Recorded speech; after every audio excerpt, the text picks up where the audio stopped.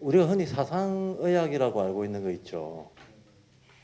사상의학이라고 알고 있는 게 이제 사상의학이라고 하는 책은 없죠. 이재마가 쓴 책은 동의수세보원이라고 하는 책이에요. 동의수세보원. 사상의학이라고 하는 거는 나중에 후대 사람들이 그냥 그렇게 이름을 붙였을 뿐이지 이재마는 사상의학이라는 말도 쓰지도 않았습니다. 예, 그 동의수세보원이라고 하는 책인데 그 동의수세보원이라고 하는 책에 보면 이제 일단은 그 맨 처음에 나오는 게 태소, 음양 이런 얘기가 나오는 것도 아니고요. 태소, 음양이 뒤에 나오긴 나옵니다만 처음부터 태소, 음양이 나오는 게 아니라 이제 오장육부의 구조에 대해서 나와요. 그래서 이제 간하고 폐하고 대비 관계에 있고 비장하고 신장하고가 대비 관계에 있고 심장 근데 황제내경에서는 신장과 심장을 대비시키고 있는데 이 사상의학에서는 비장과 심장을 대비시키고 있어요. 약간 구조가 다릅니다. 그래서 비장하고 신장. 예. 그래서 이제 간이 크고 폐가 작은 사람, 뭐 폐가 크고 간이 작은 사람, 비위가 크고 신장이 작은 사람, 신장이 크고 비위가 작은 사람 이런 식으로 이제 그 각 대응하고 있는 지금 요것도 지금 4개를 대응시킨 거잖아요. 아까 사구성체, 인제학 같은 경우에는 사구성체로 해서 역시 토성기, 태양기, 달기, 지구기로 해서 4개로 만들어가지고 쓰고 있잖아요. 예. 4개 대응이 사실 동서고금의 제일 보편적인 일종의 유기이론론에서 가장 흔하게 쓰는 분류 방식입니다.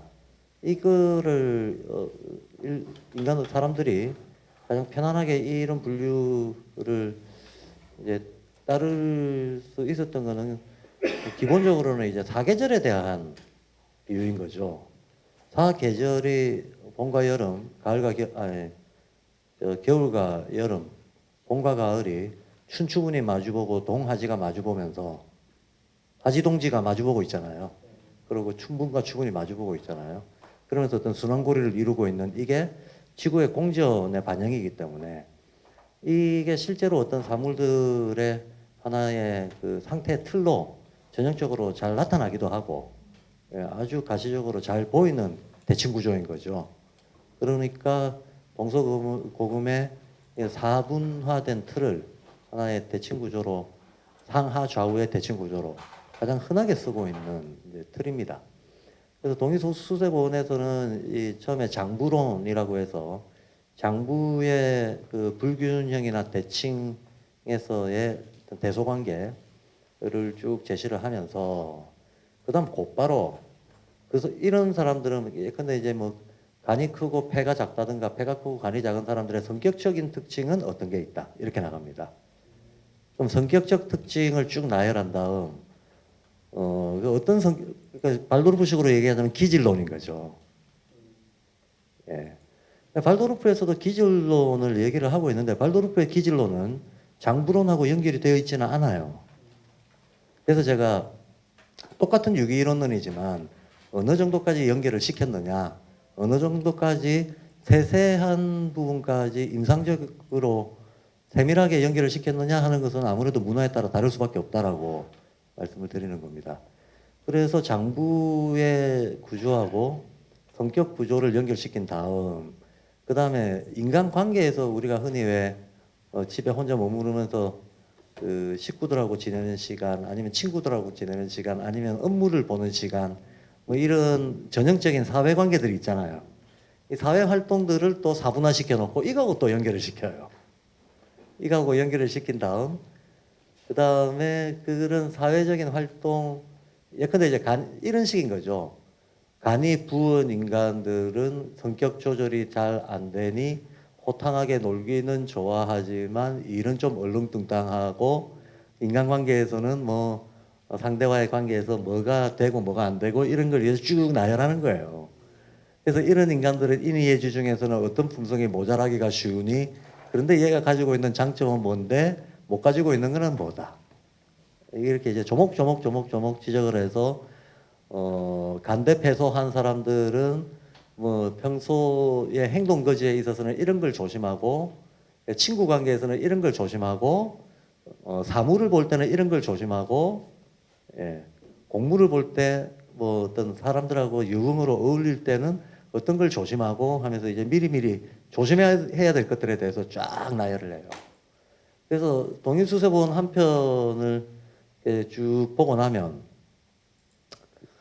뭐랄까 생리적인 모양이나 틀이 어떻게 되어 있는가에 따라서 심리적인 모양이나 틀이 정해지고 그에 따라서 사회관계에서의 강약점이 정해지고 그에 따라서 어디에서 스트레스를 받는가 하는 어떤 예, 어느 방면에서 어떤 방식으로 스트레스를 받는가 하는 어떤 모델과 유형이 도출이 되고 거기에 따라서 병이 나면 어디에 나는가가 나오고 거기에 따라서 평소의 식습관의 편향이 어떤가를 지적하면서 어쩌고 저쩌고 쭉 나가요.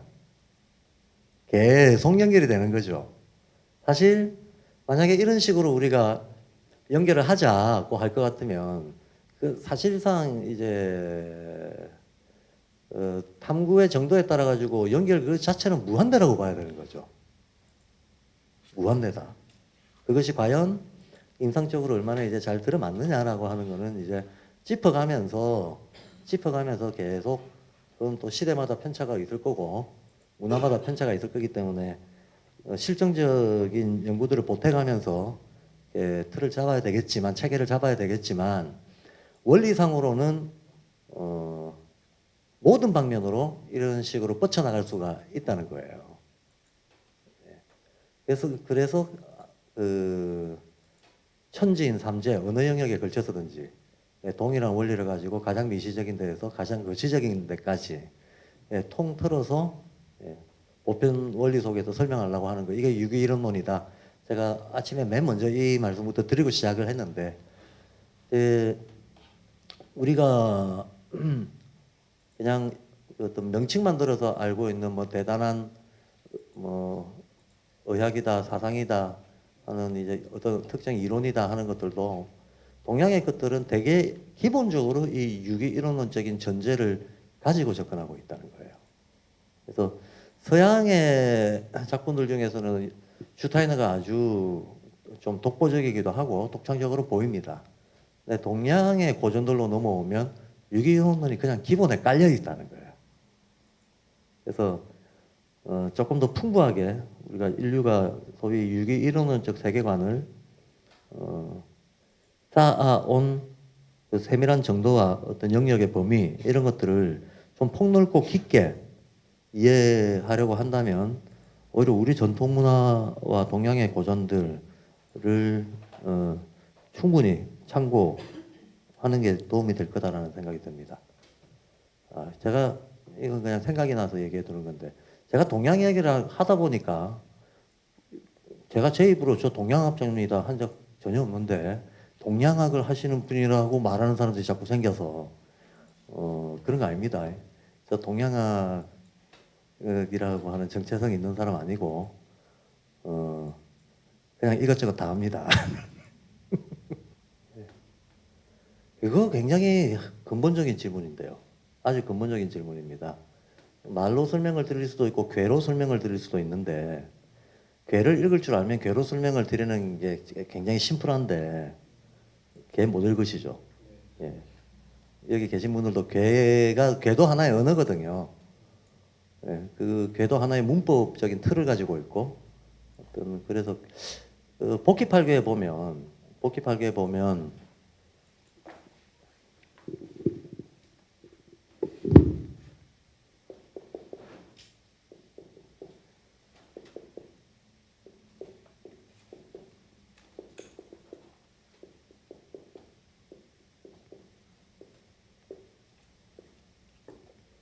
지금 제가 한글 이름으로 이렇게 써놨는데요. 우리가 근공감리라고 하는 건 요거 4개를 딴 거잖아요. 나머지 4개가 또 있거든요. 나머지 4개가 또 있는데 이 건이라고 하는 거하고 곤이라고 하는 게 일종의 중력입니다. 잡아당기는 거. 건이라고 하는 게 일종의 전자기력입니다. 밀어 올리는 거. 요 2개의 수직 라인에서의 운동이 기본적으로 있고 흑백 같은 경우에도 마찬가지로 공 같은 힘들 이렇게 흡수하는 힘들은 어둠을 만들어내는 거죠. 계속 분산시키는 힘들은 빛을 만들어내는 거죠. 근데 빛이라고 하는 거는 우리 시각적 경험하고 연관이 되니까 사실 근본적으로는 빛이라기보다는 그냥 밀어 올리는 힘입니다. 힘 그 자체입니다. 근데 요 두 개의 힘이 근본적인 어떤 중심축을 잡게 되면 나머지 세 종류의 대칭적 힘들이 생긴다라는 거거든요. 근데 생기는 순서는 얘가 먼저 생기고 얘가 두 번째 생기고 얘가 세 번째 생깁니다. 이 라인이 먼저 생기고 그 다음 이 라인이 움직이고 이 라인이 움직인다라고 주역에는 이렇게 설명이 되어 있습니다. 그러면 이 라인 중에서도 여기에 진쾌가 있고 송쾌가 있는데 물론 두 개가 상호작용을 합니다. 두 개가 상호작용을 하는데 송쾌는 생긴 게 이렇게 돼 있어요. 진쾌는 생긴 게 이렇게 돼 있습니다. 어떤 게 음쾌고 어떤 게 양쾌냐라고 했을 때 이게 음쾌예요. 이게 양쾌고 이거는 괴를 따질 때는 밑에서부터 1층, 2층, 3층 밑에서부터 따지거든요. 그럼 맨 밑에 있는 게 근본 체를 이루는 건데 얘는 체가 양이잖아요. 얘는 체가 음이죠. 그 다음에 괴를 따지는 괴의 음양 성격을 따지는 두 번째 방식은 세 개의 음양을 다 곱해보면 돼요. 그럼 음 곱하기 음 곱하기 양이니까 양이죠. 양 곱하기 양 곱하기 음이니까 음이죠. 그러니까 얘가 양쾌인 거예요. 그럼 음양쾌가 이렇게 서로 상호작용을 하긴 하는데 어쨌든 먼저가 있단 말이야. 먼저가 뭐냐면 얘가 먼저인 거죠. 양이 먼저 작용을 하면 음이 반응을 하는 방식이에요. 그래서 이 라인이 먼저 움직이고 그 다음에 이쾌는 이게 이쾌고요. 이게 감쾌. 이게 감쾌입니다. 얘는 둘 다 음양이 조금씩 섞여 있습니다. 제가 아까 말했던 체를 보면 얘는 양부터 시작했으니까 얘가 양이다. 근데 세 개 다 곱해보면 얘는 음이에요. 그러니까 그래서 물하고 불은 체형이 사실 음양이 뒤집어지는 관계에 있어요. 그래서 어떤 데에서는 물이 오히려 양으로 쓰이기도 하고 또 어떤 상황에서 음으로 쓰이기도 하고 이거는 체형이 많이 섞여 있습니다. 자, 근데 아까 이제 빛이라고 하는 거를 뭐를 빛이라고 하는가 하면 요 두 번째 라인 요게 빛입니다. 첫 번째 라인 요게 소리입니다. 주역에서는 그렇게 해석이 됩니다. 왜 그러냐면요. 빛이라고 하는 것은 두 종류의 빛이 있는데 투명한 것도 빛이에요. 광명하는 것도 빛입니다. 예. 조사라고 하는 것도 비추는 거고 영사라고 하는 것도 비추는 겁니다. 근데 물이 투명한 거 있죠. 물은 투명하다 그러잖아요. 빛을 빨아당기는 거예요. 빛은 광명하다, 불은 광명하다 그렇죠. 빛을 쏘는 거예요. 그러니까 쏘는 빛도 있고 당기는 빛도 있다 이거예요. 그래서 사실 둘 다 명을 가지고 있다. 음양이 이런 식으로 중간에다가 이제 상대적인 애를 두고 제일 잘 섞여 있는 방식이거든요. 음양이 스파크를 제일 잘 일으키는 방식으로 되어 있을 때 빛이 나온다라고 봐요. 자, 어쨌든 요건 빛에 대한 건데 빛 이전에 요 괴의 의미를 보면 요 진쾌의 의미가 뭐냐면 진동이 일어나는 겁니다. 떨림이 일어나는 거예요. 그래서 이 복귀팔계가 얘기해주고 있는 논리대로 일단 말씀을 드리자면 제일 먼저 이 우주에 어떤 떨림이 있었어요. 떨림이 있고 그걸 받아가지고 이 송쾌가 의미하는 거는 이걸 퍼뜨리는 겁니다.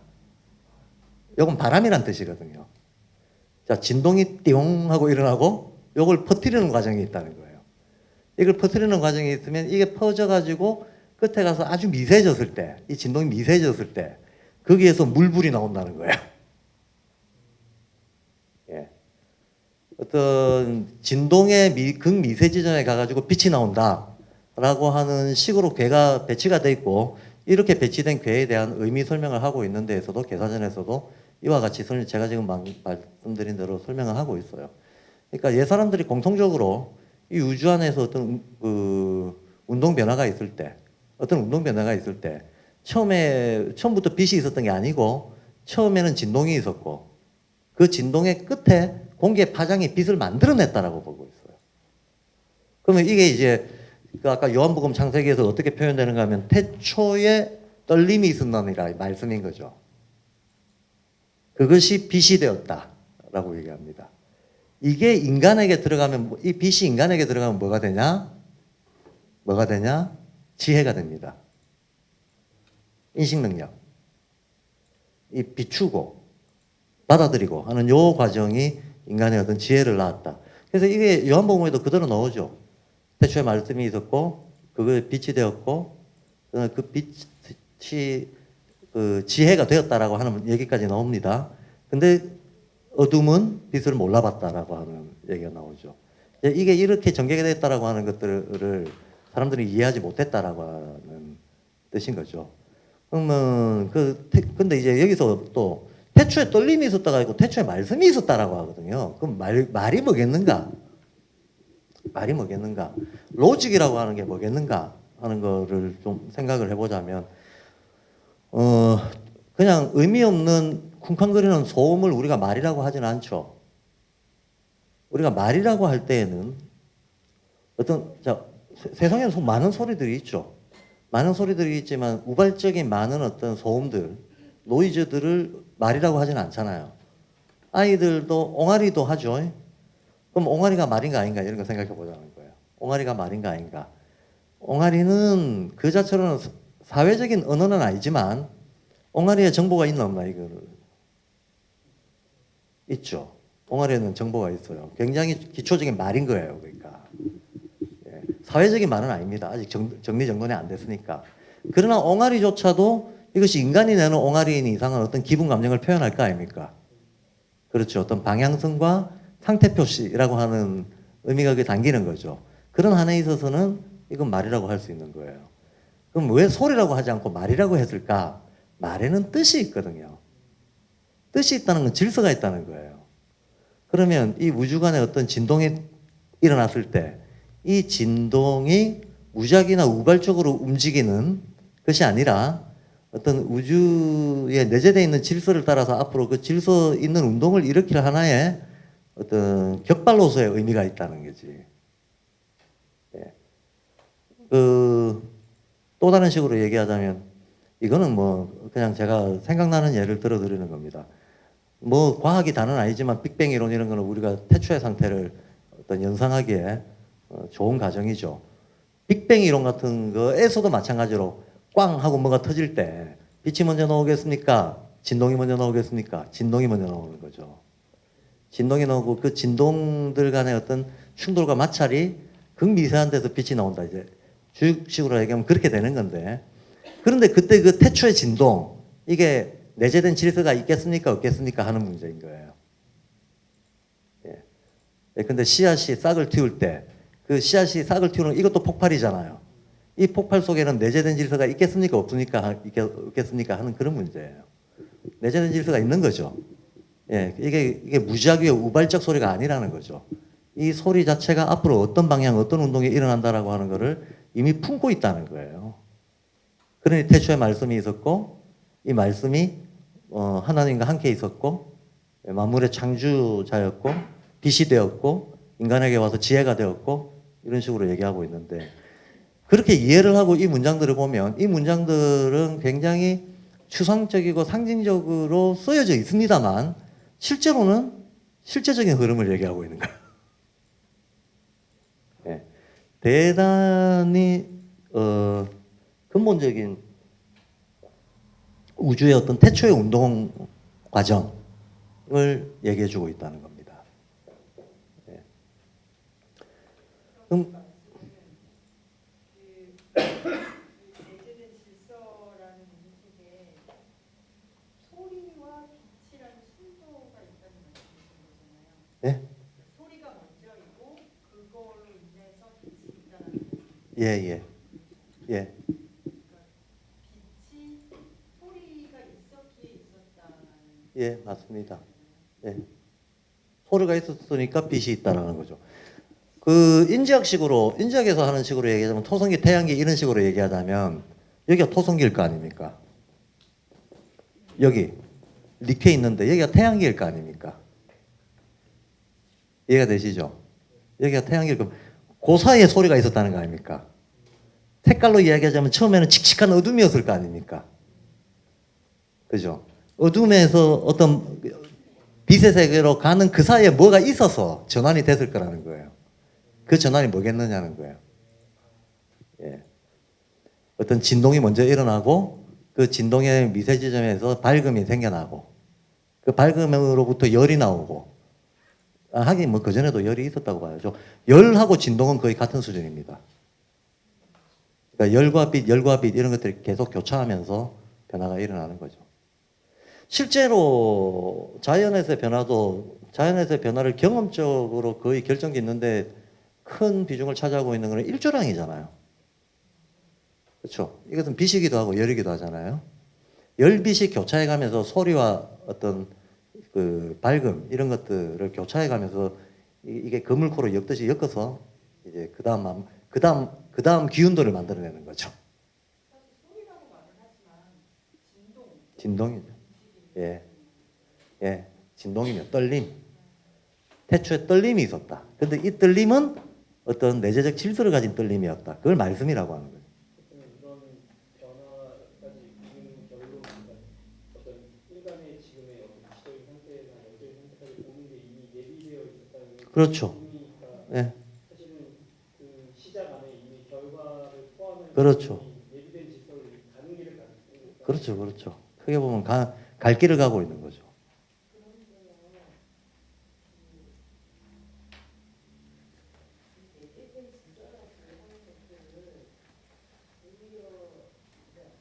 인간 진화의 원본이 아닌가 그런 이런 부분들이 사실 지금 훨씬 과거에 이게 정리되어 있잖아요. 이게 근데 우리는 그런 것들이 현재 그거를 오히려 더 뒤로 뒤집어서 막 이해하려고 막 인식적으로 노력하고 있잖아요, 지금요. 과거에 이미 이렇게 정리된 것들을. 그리고 또 현대의 어떤 문명이라는 부분들에 있어서도 오히려 역행하는 층이 되게 많잖아요. 그럼요. 그럼요. 그런 부분에서 우리가 진화의 모습으로 가고 있는 게 아니라 그렇죠. 그러니까 이제 어떤 것을 기준으로 무엇을 진화라고 한다라고 하는 정의가 먼저 돼야 되는 거죠. 정의가 먼저 돼야 되는 건 단순히 능력의 어떤 그 크기, 능력치 그것만 놓고 본다 그러면 원시인들이 우리보다 잘했던 것들이 훨씬 또 많이 있죠.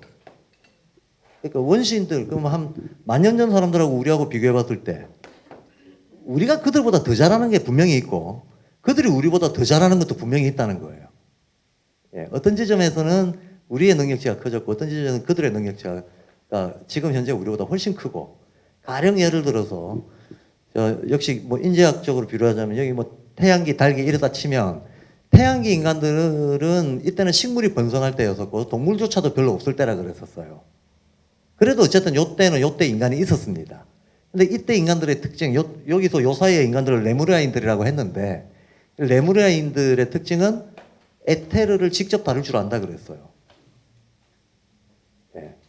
그 다음에 아스트랄기 인간들의 특징은 말 그대로 아스트랄적 능력이 아주 뛰어났다 그랬어요. 이거는 무슨 말인가 하면 그리고 분화가 덜 돼 있었기 때문에 분화가 덜 돼 있었다는 것은 우리는 지금 몸 혼용으로 뚜렷하게 분화가 돼 버렸잖아요. 뚜렷하게 분화가 됐지만 분화가 덜 됐던 사람들은 예, 혼하고 영하고 붙어 있던 시절이 있었다는 거거든. 그 말은 우리는 지금 혼만 느끼고 있습니다. 혼만 지각합니다. 이성, 감성 이런 것들은 내가 지각하지만 나의 영성에 대해서는 스스로 지각 능력이 그렇게 없단 말이죠. 근데 옛 사람들은 자기 내면에 꿈틀대고 있는 영성을 지각했다는 거예요. 우리보다 훨씬 쉽게. 근데 우리는 오늘날의 입장에서는 그걸 뭐라고 하는가 하면 주술시대다라고 하는 거예요. 근데 실제 옛 사람들은 주술사들이 주술 능력이 있었던 거야. 아카샤 연대기에 따라보자면. 그보다 더 전시대에 있었던 사람은 에테르를 마음대로 다뤘다 그랬습니다. 에테르를 마음대로 다뤘다는 게 뭐겠습니까? 여기 이렇게 손을 딱 갖다 대면 얘가 막 색깔이 변한다든가 여기에서 열기를 쫙 뿜어가지고 애가 갑자기 쭉 큰다든가 이게 보이지 않는 에테르를 마음대로 다루는 거예요. 그러던 시절이 있었다고 했어요. 근데 만약에 일단 아카샤 연대기에 나오는 슈타이너 얘기를 우리가 진실이라고 가정하고 보자면 뭐 의심할 수도 있지만 그게 맞다라고 치면 이 사람들은 그런 능력이 있었다는 건데 이 능력은 과연 지금보다 발전한 건가 어떤 건가라고 하면 발전이 더 퇴보다는 말을 할 수가 없고 미분화 상태에서 가질 수 있었던 특이 공능이 있는 거예요. 예. 그 다음 분화 상태에서 가질 수 있었던 또 특별한 능력이 있는 거고. 그럼 우리는 어떤 능력이 있는가? 우리는 직접적으로 에테르를 다루거나 아스트라를 다룰 능력은 없죠. 그러나 에테르나 아스트라를 한 사람이 자기의 신체로 다루는 것도 능력이지만 우리는 신체로 안 다루고 이걸 기계로 만들어 놓고 바깥에 도구적 대상들을 이용해 가지고 외화를 시킨다. 예. 이걸 아무 때나 무한대로 쓸 수 있는 형식으로 바꿔놓은 거예요, 지금. 한마디로 기술 이성이 발달해서. 기술 이성이 발달해서. 지금 컴퓨터 이런 거 우리 뇌의 능력을 외화시켜 놓은 거잖아요. 그렇잖아. 계산 능력 이런 거를 기계로 외화를 시킨 거잖아. 예. 옛날에 에테르를 직접 다룰 줄 알았던 사람들은 아마도 장풍을 쏠 수 있었겠지. 우리는 장풍을 못 쏘지만 총 쏘잖아요. 훨씬 장풍보다 훨씬 강력하고 효율적인 무기들을 대량 생산하잖아요. 그러니까 다른 거죠, 그냥 능력치가. 단지 인간이 이 우주가 들숨 날숨, 그 다음에 응축과 분산 이거를 반복하듯이 인간이 어떤 원형적인 물질로부터 1분화되냐 2분화되냐, 한 번 응축되냐 두 번 응축되냐에 따라 가지고 상태가 다 달라지는데 그 다 달라지는 상태에 따라서 각각의 능력치들을 가지고 있는 거다라고 이해를 하고, 그럼에도 불구하고 우리가 진화라는 말을 쓴다면 어떤 의미에서 쓸 수 있겠는가? 진화는 evolution, 영어로는 evolution이잖아요. evolution이라고 하는 게 에라고 하는 게 감싸는 거거든요. envelope, 감싸는 거잖아요. envelope의 반대말은 develop죠. develop는 분산하는 거잖아요. 그러니까 ball이라고 하는 건 구르는 거거든요. 순환. evolution은 의미상으로, 의건상으로 envelope, develop을 합해가지고 굴리는 거예요. 그러면 더 많은 디벨롭을 더 많이 포함할수록 이게 더 많이 진화됐다라는 겁니다. 진화는 간단히 얘기하자면 더 복잡한 것을 더 유기적으로 질소지으면 그걸 진화됐다고 하는 거예요. 더 복잡한 것을. 그럼 더 복잡하다는 것은 무슨 말이겠는가? 일단은 분산이 있어야 되는 거죠. 더 분산된 것을 통일해내는 힘, 분산된 것을 통일해내는 힘이 거듭될수록 실은 이걸 진화라고 정의를 해왔다는 거예요. 그런 식으로 보자면 태양계보다는 달기보다는 지구계의 인간들이 더 진화한 거 맞죠? 더 진화한 거예요. 더 진화한 거고, 요 뒤로 갈수록 우리는 순환이 거듭될수록 우리는 더 진화하겠지만, 그렇다고 해가지고 그 진환이 그 끝없는 직선 상승이 아니라 작고 큰 단위에서 끊임없는 순환을 이루고 있다는 거예요. 그 말은 무슨 말인가 하면 우리는 이렇게 진화해 나가다가 모든 생명의 그 생성 소멸이 있듯이 언젠가는 또 원점으로 되돌아가는 소멸의 과정들을 겪게 될 거다라는 거죠. 한 인간의 삶에 있어서 삶과 죽음의 윤회가 이루어지듯이 집단에서도 행성에서도 태양계에서도 우주에서도 그러한 어떤 생성 소멸의 운동은 끊임없이 일어난다. 그러니까 적어도 직선적 발전이라고 하는 환상은 가질 필요가 없다는 거죠. 예. 그러면 이런 어떤 우주 생성 소멸의 기간은 얼마나 되는가? 뭐 인간들은 끊임없이 궁금해했으니까. 그럼 언제 소멸하는가? 우주에 겨울이 오면 소멸하겠지. 지구에도 공전 한번 하고 나면 공전에 봄, 여름, 가을, 겨울이 있을 때 생명의 순환이 멈춰 있는 동안. 근데 실제 그럼 이건 소멸이냐? 아니죠. 그냥 저장돼 있는 거죠. 저장돼서 그 다음 순환을 준비하는 단계가 있는 거죠. 그러나 겉으로 보기에는 겉보기 운동들은 어느 정도 정지 상태에 들어가 버리는 거. 겨울이라고 하는 계절이 그런 계절이잖아요. 그러면 비유적으로 태양계의 겨울이 오면 지금과 같은 이런 화려 번뜩한 문명은 사라지겠죠. 우리 인간의 상태는 달라지겠죠. 물질적 상태도 달라지고 영적 상태도 달라지고, 그때는 물질은 초라하고 영성만 어떤 그 응축돼서 빛나는 식의 그 세계가 펼쳐지겠죠. 그렇게 보는 겁니다. 그러니까 말씀하신 대로 이 사람들이 더 뛰어난 게 당연히 있죠.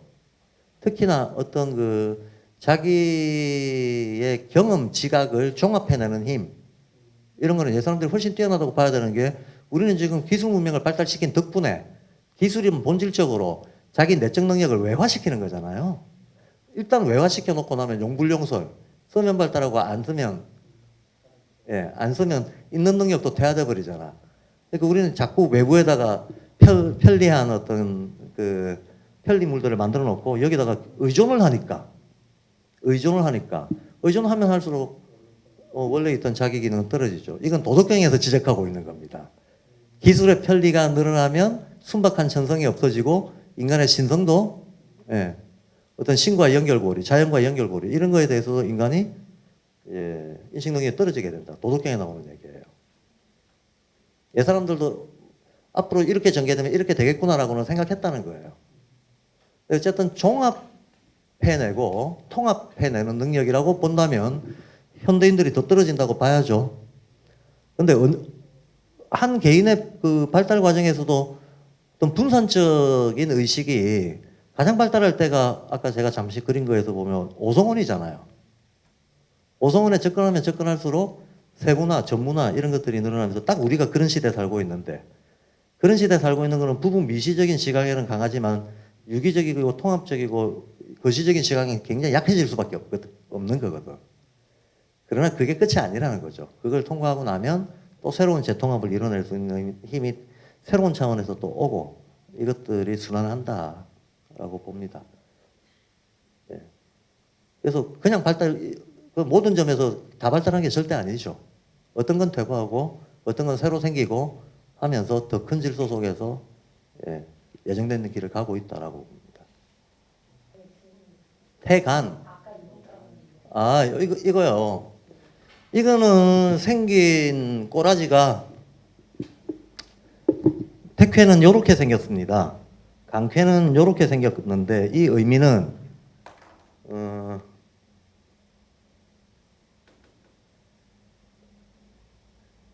태쾌는 연못이라고 보통 얘기를 해요. 연못이라고 얘기를 하고 강쾌는 자연력 중에서는 산이라고 얘기를 합니다. 근데 연못이니 산이니 하는 것은 실은 요철 구조를 가지고 있어요. 연못이라고 하는 건 움푹 들어간 거잖아요. 산이라고 하는 건 불룩 솟아나온 거잖아요. 그렇죠? 그러면 산이라고 하는 거는 산이 실제로는 자연에서는 올라가다가 더 이상 못 올라가고 막힌 애가 산이에요. 예. 태라고 하는 건 내려가다 더 이상 못 내려가고 막힌 애가 태인 거예요. 일종의 요철 구조를 가지고 있죠. 예. 이렇게 요철 구조를 가지고 있는데 태니 산이니 하는 저것들은 태니 산이니 그 움푹 들어갔다 혹은 튀어나왔다라고 하는 이 굴곡 구조. 이 굴곡 구조가 결국은 바다와 산을 만들어냈을 거 아닙니까? 그렇죠. 바다와 산을 만들어냈을 테고 이 바다와 산을 비롯해서 나머지 이제 사물들이 어떤 거기에 붙어서 서식하는 사물들이 정해졌을 거 아닙니까? 그러니까 이 라인에 가서 요 라인에서는 소리가 작용하고 요 라인에서는 빛이 작용을 하고 요 라인에서는 드디어 물질적인 형태가 나왔다라고 보는 겁니다. 근데 이게 한 바퀴만 도는 게 아니고 계속 돌아가니까 이게 이제 반복되면서 여기에서 온갖 생명들이 몇 바퀴째 집합이 됐나에 따라 가지고 광물도 생기고 식물도 생기고 동물도 생기고 이래 됐다. 그래서 식물, 동물, 광물 중에서도 이제 이 라인의 성질을 많이 갖고 있는 애, 이 라인 성질을 많이 갖고 있는 애, 이 라인 성질을 많이 갖고 있는 애가 역시 분류가 된다라고 보는 거죠. 지역에서. 근데 제가 지금은 뭐 간단한 거라서 괴로 말씀을 드렸습니다만 괴에 대해서 혹시 관심이 있고 꾸준히 공부를 해보고 싶다고 생각하시는 분들은 첫째, 셋째, 수요일 양평학교에서 주역 개사전 수업을 계속 진행하고 있습니다. 그 화요일 날이 음양오행 공부하는 거고 수요일 날이 괴 공부하는 겁니다. 또 한 번 변명을 하지만 제가 동양학 얘기를 하는 사람이 없다 보니까 근데 저는 동서를 통합하는 게 중요하다고 생각해서 아무도 안 하니까 제가 동양학 얘기를 하니까 상대적으로 제가 마치 동양학이 어떤 것처럼 이렇게 좀 도드라져 보이는 게 있지만 저는 어디에도 이렇게 기본적으로는 그 편향되는 거 좋지 않다고 당연히 생각합니다. 기계적 균형이 아니라 인류의 성과는 어떤 좋은 부분들을 제대로 종합을 해내서 무분별하게 통합하는 거는 나쁘다고. 그렇지, 무분별하게 통합하면 나쁘죠. 질서 있게 통합해서 항상 질서 있는 통합이 진화의 전제 조건이거든요. 아까 보편 원리는 이렇습니다 할 때 세 번째 원리가 총체성의 원리였잖아요. 결합. 그 총체성이라는 게 뭡니까? 통합입니다. 통합, 결합. 통합, 결합을 통해 가지고 순환 과정 속에서 진화가 일어난다는 거거든요. 근데 우리가 지금 약한 부분이 그 전통에 대한 이해, 동양에 대한 이해이기 때문에 제가 약한 부분들을 자꾸 살려내려고 하다 보니 예, 그 부분이 그냥 도드라져 볼 뿐이다. 근데 제가 공부할 때 법대, 대학 전공으로 하자면 법대가 전공 과목이었어요. 학부에서 법대 공부를 하고 대학원에서 사회학 공부를 했습니다. 어딜 봐서 동양학하고 연결이 되겠습니까? 저는 서울사회과학연구소라고 해서 사회과학 연구 집단에서부터 제 커리어를 시작했습니다. 예. 근데 사회과학 연구자들이 대체로 그렇듯이 이제 기초 개념에 대한 부족을 느끼다 보면 철학 연구로 들어가게 되는데, 뭐 100% 근현대 철학과 그리스 철학을 보게 돼요. 예외 없이 그 정해진 코스워크입니다. 코스워크. 그러니 저도 제 어떤 공부의 이력 속에서 많은 부분들은, 그리고 우리가 근대적인 문명 조건 속에서 살고 있기 때문에 우리 사회의 현존을 이해한다는 것이 어떤 그 서구적인 것에 대한 이해 없이 될 수가 없잖아요. 가르치고 배우고 보고 들은 게 다 서구적인 건데. 예. 그래서 어쨌든 저는 서양 것이건 동양 것이건 그 자체로 좋고 나쁜 게 있는 게 아니고 다 제각각의 강약점들이 있는데, 그 강약점들 중에서 개성이라고 하는 게 바로 그런 거잖아요. 개성이라고 하는 게 일종의 발전시킬 거 발전시키고 어떤 억제할 거 억제하면서 통합을 해 나가면서 진화시키는 게 개성이라고 본다면, 그래서 우리 학교의 제 1번 원칙이, 제 학교에 가보면 우리는 이런 원칙으로 교육을 해 나갑니다. 그러면서 이제 한 4가지 원칙을 적어 놓은 게 있어요. 그 중에 첫 번째 원칙이 우리는 동서복음의 보편 가치를 조화롭게 개성합니다입니다. 첫 번째 원칙입니다. 동서복음의 보편 가치. 그게 옛날 것들이었다 하더라도 우수한 게 있는 거고, 지금 거라 하더라도 실은 억제해야 될 게 있는 거고, 편향된 게 있는 거고, 그걸 잘 골라내 가지고 지역 차별, 인종 차별, 문화 차별 이런 거 하지 않고 그 중에서 보편성 높은 것들을 잘 조화해내서 개성하는 거, 그걸 원칙으로 삼는다가 학교 운영의 1번 원칙이다. 그거 하려면 공부 열심히 해야 되지 뭐.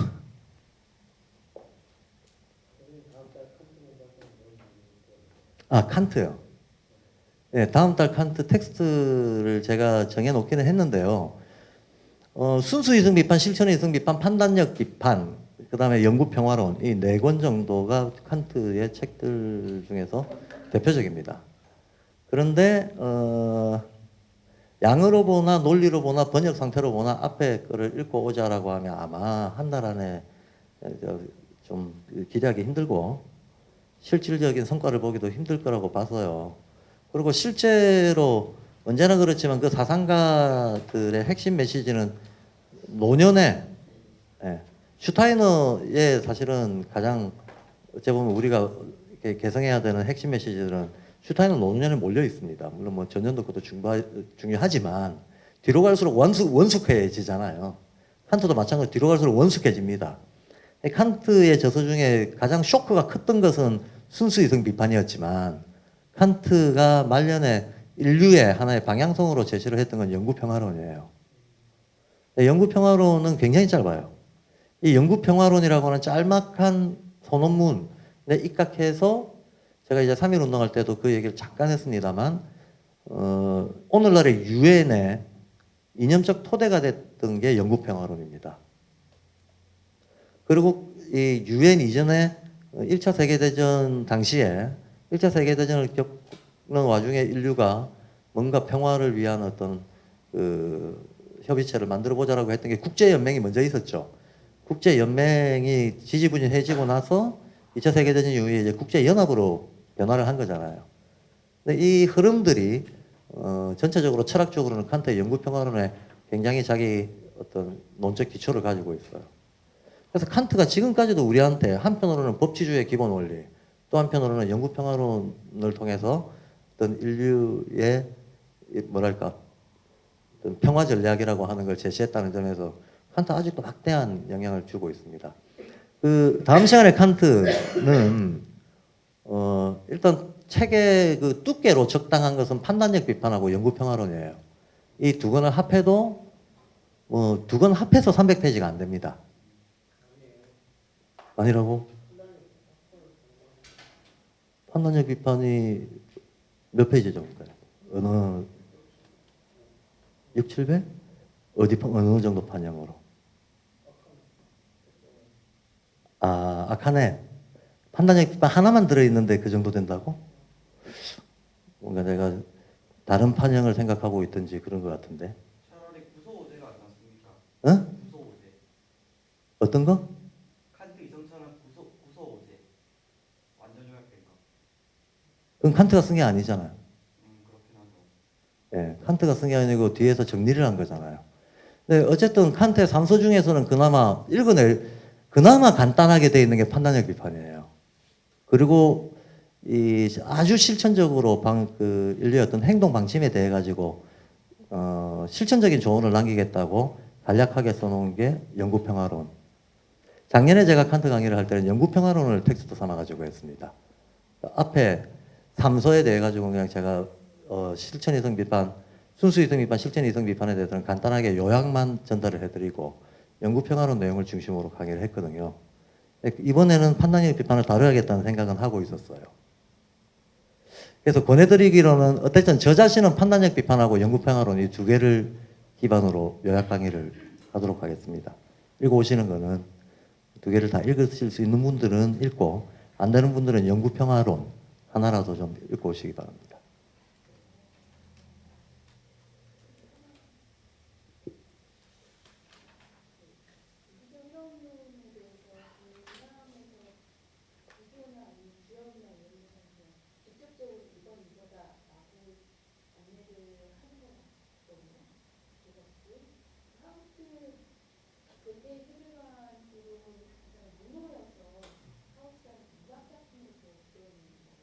그렇죠. 예, 그렇죠. 그렇고 동양에서도 항상 유념해야 될 게 오행 개념도 그렇고 괴의 개념도 그렇고 포괄 범위가 무궁무진한 상이거든요, 기본적으로. 그래서 어떤 경우에도 1대1 대응을 지시하지는 않아요. 예. 이 기운의 성격이 어떻다.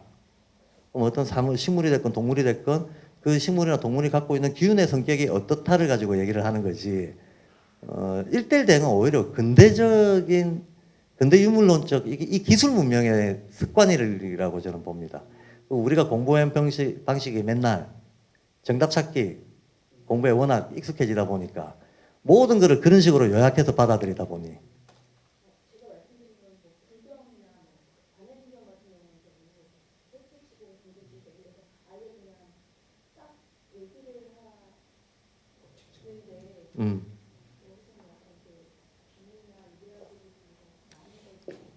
그거는 문학이라서 그런 거죠. 문학이라서 그런 거고 반야신경은 모든 불경 중에서도 제일 압축률이 높은 경전이잖아요. 불과 한 270자 정도밖에 안 되는 글자 속에다가 대승불교의 모든 논지를 다 집어넣고 있기 때문에 워낙 응축률이 높은 문장들이고. 그러면 다음 예.